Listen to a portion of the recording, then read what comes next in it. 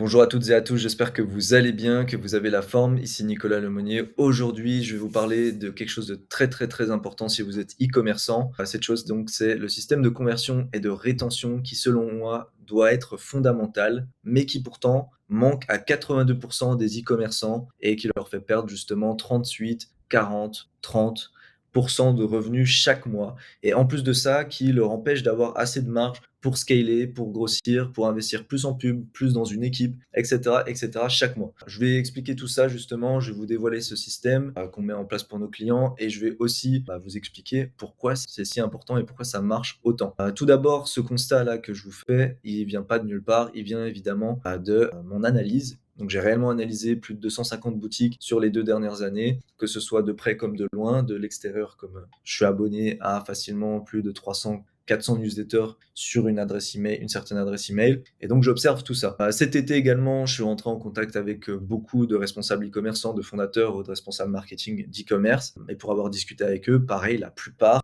n'ont pas ça, même des boutiques qui font des dizaines de millions par an. C'est arrivé qu'ils n'ont pas ça pourtant. Enfin, pour moi, c'est absolument de la folie. Et je vous imaginez bien le profit qu'ils peuvent dégager de ce système avec 38% en plus de revenus. Et sans compter le profit qu'ils vont faire en plus. Donc, souvent, oui, évidemment, ça arrive parce que les fondateurs ou quoi que ce soit, il y a beaucoup de priorités à gérer. Je comprends, il y a beaucoup de verticales à gérer. Et donc, c'est dur de mettre la priorité sur l'emailing, surtout quand on voit pas l'intérêt. Surtout aussi quand on pense emailing, on pense newsletter. Et effectivement, les newsletters n'ont pas tant d'effet de levier que ça dans l'immédiat en tout cas, donc ça ne paraît jamais être la priorité. Même si je recommande quand même toujours de faire au moins une newsletter, c'est vrai que c'est pas le plus important et justement là je vais vous parler surtout de la partie automatisation. Donc voilà, aussi un autre problème, c'est que pour moi, la plupart des e-commerçants du coup se focalisent uniquement sur l'acquisition, pas trop sur la conversion bizarrement.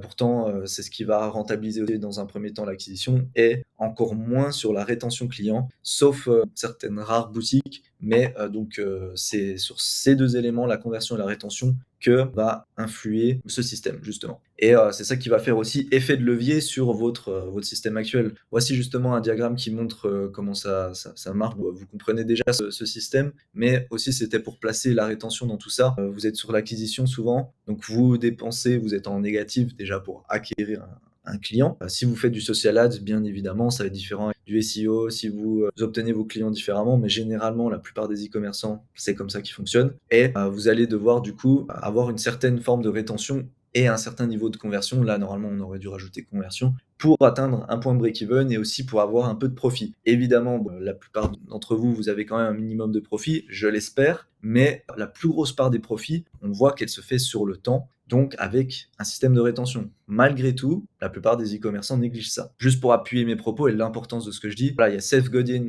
que vous connaissez sûrement par ses livres sur le marketing, ou pas d'ailleurs, mais qui a dit la meilleure façon de trouver ses clients, c'est la meilleure façon de trouver des clients et de les trouver parmi ceux que vous avez déjà, c'est-à-dire se focaliser sur les clients actuels plutôt que essayer d'acquérir, de dépenser à chaque fois pour acquérir un nouveau client. Un client actuel est déjà convaincu en fait par votre marque. Donc c'est beaucoup plus simple. En fait, il y a un effet de levier, encore une fois, dans le fait de tout simplement se focaliser sur ses clients actuels. Philippe Kotler, donc si vous ne connaissez pas, c'est un professeur de marketing aux États-Unis. On l'appelle même le père du marketing moderne et qui a fait de nombreuses études, de nombreuses conférences également sur le marketing, qui a dit il coûte 5 fois plus cher d'attirer un nouveau client que de garder un client existant. Donc vous voyez encore une fois, effet de levier, et c'est en se focalisant là-dessus que vous allez avoir plus de résultats. Jeff Bezos également, grand classique, donc le plus grand e-commerce du monde. Si vous faites de votre mieux pour prendre soin de vos clients, ils reviendront vers vous. Cette phrase, évidemment, elle est un peu banale, mais tout simplement pour dire que son focus est sur le client.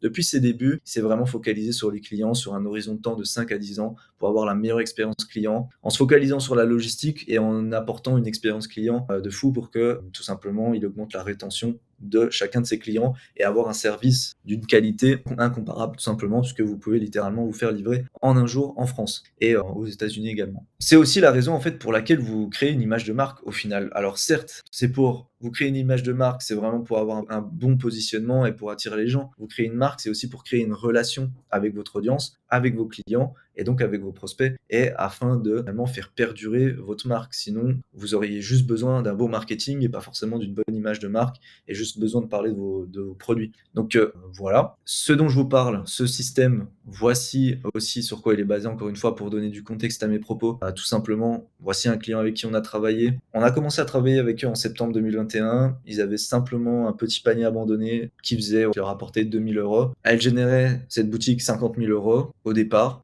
Dès le premier mois, juste en installant ce système qui est fondamental, on a généré directement 25 000 euros avec les emails, donc 23 000 euros en plus. Donc on est passé à 32% des revenus générés par les emails sur les revenus totaux de la boutique. Donc vous voyez directement la boutique est passée à 80 000 euros. Bon, évidemment, on était en novembre 2021, mais au final, ça change rien du tout. La boutique, elle a continué d'obtenir ces résultats, ces mêmes résultats. On était toujours autour de 30%. Et par rapport à quand on a commencé à travailler avec elle, elle a triplé son CA, donc en mai 2023. Récemment, elle générait 41 000 euros avec ce même système. On était toujours autour de 30% des revenus totaux de la boutique, mais vous voyez à quel point ça peut être puissant. Et évidemment, c'est quelque chose qu'on a répliqué sur des boutiques plus petites, sur des boutiques un peu plus grosses aussi, ici. Voici la première boutique que je vous ai présentée. Effectivement, ce système, sur 2022, c'est 268 000 euros. Vous voyez également les fluctuations, dû simplement aussi à l'acquisition. Évidemment, c'est un effet de levier, c'est un multiplicateur, l'email, mais ça va pas non plus être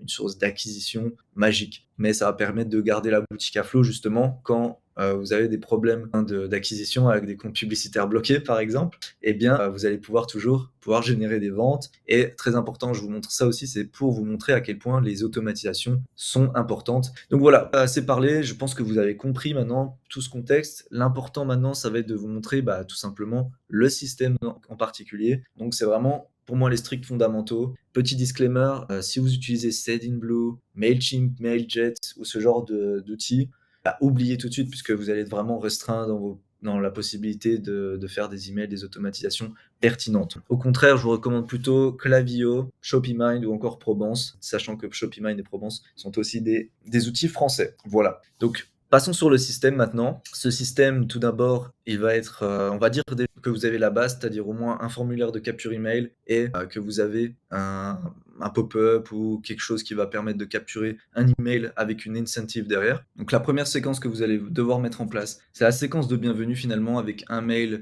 des mails finalement qui vont tout simplement présenter la marque, présenter de la preuve sociale, mettre la marque en avant pour élever finalement la valeur perçue de vos produits et de votre marque, montrer aussi pourquoi votre marque est si géniale, pourquoi vous êtes différent des autres et voilà, vraiment faire ce travail de branding mais aussi ce travail de conversion évidemment. Et n'hésitez pas à mettre de l'urgence sur cette séquence que vous pouvez étaler sur 7 jours par exemple pour ne pas non plus perdre les clients qui viennent d'arriver. Ensuite, vous allez devoir mettre en place une séquence abandon de site, abandon de produit, abandon de panier, et le vrai abandon de panier, pas le abandon de commande que tout le monde appelle abandon de panier. Tout ça, c'est vraiment des séquences pré-achat. Ici, vous avez en gros un parcours de vente assez vulgarisé en e-commerce, donc avec d'abord, on va dire, la personne la moins avancée dans le parcours de vente, sur votre site en tout cas, elle est sur une page d'accueil, une page de blog ou une autre page. Ensuite, elle va arriver sur une page produit. Ensuite, elle va ajouter au panier. Donc, elle va ajouter au panier, elle va arriver sur le panier, potentiellement, ou alors elle va aller directement sur le bon de commande. Et ensuite, donc, elle va acheter, passer commande. Voilà globalement les choses et c'est sur toutes ces étapes que vous allez devoir relancer votre client, votre prospect pour maximiser vos conversions. Donc, évidemment, chacune de ces séquences, il faudra les mettre en place intelligemment pour pas qu'elles s'entrechoquent tout simplement, pour pas qu'on casse finalement l'expérience client derrière ou la relation du coup avec un prospect ou avec un client en étant finalement trop spammy. L'idée là, c'est vraiment de faire en sorte par exemple que cette séquence abondante de produits où on va dans un premier mail remettre un produit en avant, puis par exemple au bout du deuxième ou troisième mail à proposer d'autres produits en lui demandant si c'est vraiment ce qu'elle recherchait à la personne. Cette séquence, on va éviter de faire en sorte qu'elle se déclenche à chaque fois que quelqu'un va sur une page produit. Donc s'assurer qu'une personne sorte de cette séquence si elle a déjà été dedans les 90 derniers jours par exemple. Voilà. Ou alors vous pouvez simplement faire des variations de cette séquence pour augmenter les récurrences à laquelle vous pouvez vous permettre d'envoyer ce genre de séquences. Et c'est ce qu'on fait vraiment, mais de façon plus avancée. Toutes ces séquences, je vous recommande de vraiment les faire de façon généraliste dans un premier temps et ensuite de les dériver en segments pour vos segments principaux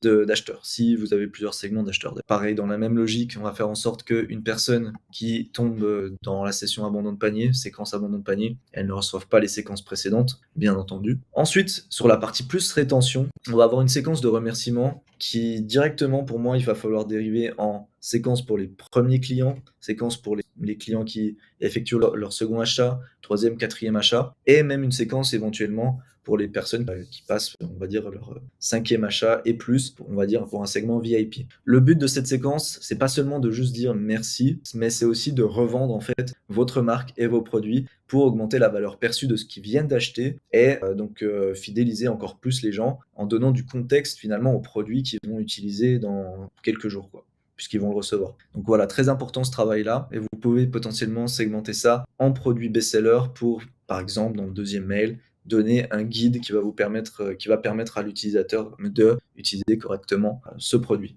qu'il a acheté. Ensuite, la séquence cross-sell post-achat ou séquence upsell, ça va dépendre. Soit vous allez la mettre très rapidement après pour faire recommander la personne si vous avez des produits pertinents à proposer, soit quelques jours après, une fois que la personne normalement a été satisfaite de son achat, vous allez lui proposer, et bien tout simplement, peut-être même parfois avec la livraison gratuite, si vous ne le faites pas déjà de base, mais lui proposer des produits complémentaires, des produits qui se prêtent bien aux produits qu'elle a achetés déjà dans un premier temps, ou alors si c'est un peu, si vous n'avez pas le temps, tout simplement de mettre ça en place. Dans un premier temps, faire ça de façon assez généraliste, en mettant tout simplement un bloc produit qui va recommander des produits en fonction de l'historique de ce que la personne a vu, des best-sellers et des produits les plus vus pour voilà, lui faire une recommandation. Ça, c'est des outils donc, comme Klaviyo, Probance, Shopping qui permettent ça. Et voilà, n'hésitez pas à décliner ça en plusieurs choses et il faudra faire des tests inévitablement pour savoir ce qui marche le mieux si vous n'avez pas la data dans un premier temps. Mais voilà, très important. De la même façon où presque vous allez faire une séquence renouvellement, donc pour les produits cosmétiques typiquement très important. Si vous avez un best-seller, parce que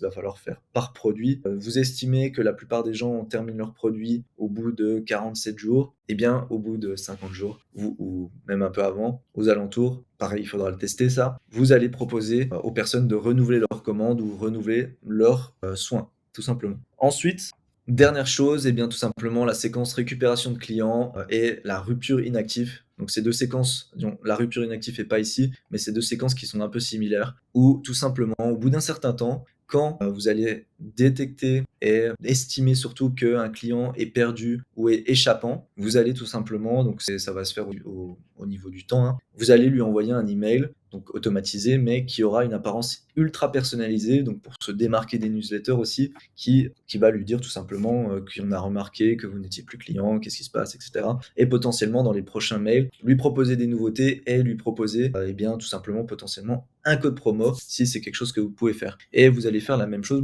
pour les clients qui sont vraiment inactifs afin de trier votre liste et de définir qui ne clique pas sur les emails et n'ouvre pas vos emails. Ce que j'ai dit là sur le côté personnalisé de cette séquence, évidemment, ça va se répercuter partout dans le sens où partout là dans cette séquence, dans ces emails, on va faire en sorte que ça n'a pas l'air automatisé tout simplement et on va faire en sorte que ce soit vraiment personnalisé pour avoir une expérience client encore mieux et pas juste une expérience marketing pour le client et marketing agressif. Donc voilà, ça va être vraiment, on va dire, les délais entre les emails, etc. Ça va être aussi à ajuster en fonction de votre positionnement, de votre branding. Donc voilà pour le système. Donc vous aurez compris, ces automatisations, vraiment, c'est la base. C'est vraiment basique. Je sais qu'il y a des agences qui pensent que c'est le Graal ou c'est tout ça, mais en fait pas du tout. Non, c'est vraiment la base. Ensuite, vous allez pouvoir optimiser ça et segmenter tout ça, diviser tout ça en segments de clients, etc. Au-delà des revenus supplémentaires que vous allez pouvoir générer avec ces séquences, ça va vous permettre de grossir plus vite, récolter des avis, trier vos listes email, améliorer l'expérience client, augmenter votre panier moyen, dépenser davantage en publicité, ne plus perdre de clients fuyants, augmenter votre rétention client LTV